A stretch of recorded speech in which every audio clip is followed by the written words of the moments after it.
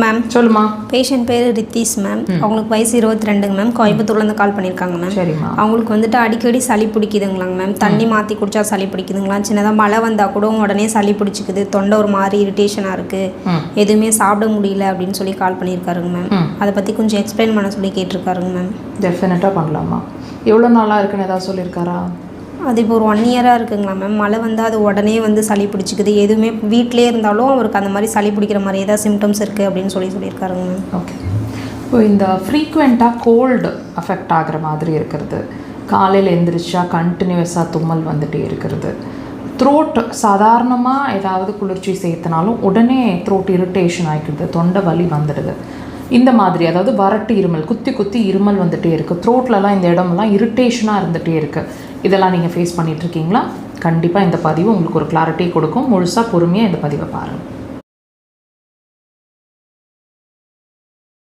அடிக்கடி சளி பிடிச்சிக்குது, ஃப்ரீக்வெண்ட்டாக கோல்டு அஃபெக்ட் ஆகிட்டே இருக்குது, சளி பிடிக்க மாட்டேங்குது, மூக்கு மட்டும் அடிச்சுட்டே இருக்கிற மாதிரி இருக்கிறது, ஏசி ஒத்துக்காது, கிளைமேட் சேஞ்ச் ஒத்துக்காது, டஸ்ட் அலர்ஜி இருக்குது, இந்த மாதிரி உங்களுக்கு லங் ரிலேட்டட் இஷ்யூஸ் இருக்கா?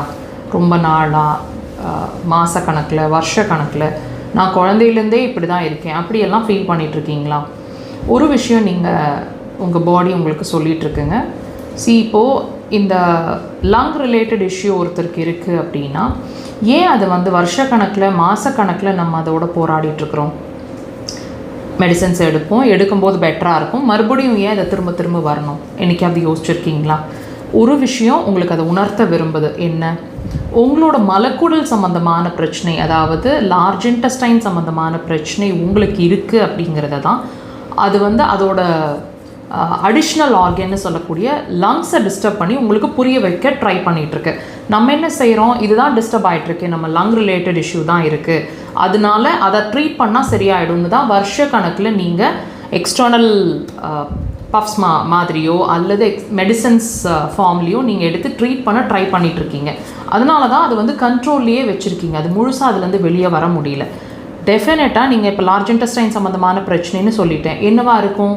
மோஷன் சம்மந்தமான பிரச்சனையாக தானே இருக்கக்கூடும். அடிக்கடி மோஷன் போகிறது, டைம் இல்லாமல் மோஷன் போகிறது, மோஷன் வந்தால் அர்ஜென்சி, ரொம்ப அதிகமாக அர்ஜென்சி இருக்கிற மாதிரி இருக்கிறது, ரொம்ப ஸ்மெல்லியாக இருக்கிறது மோஷன், அண்ட் நீங்கள் 2 மணிக்கு எந்திரிச்சாலும் சரி, 3 மணிக்கு எந்திரிச்சாலும் சரி மோஷன் போயிடுறது, இந்த மாதிரி. And constipation, heavy constipation.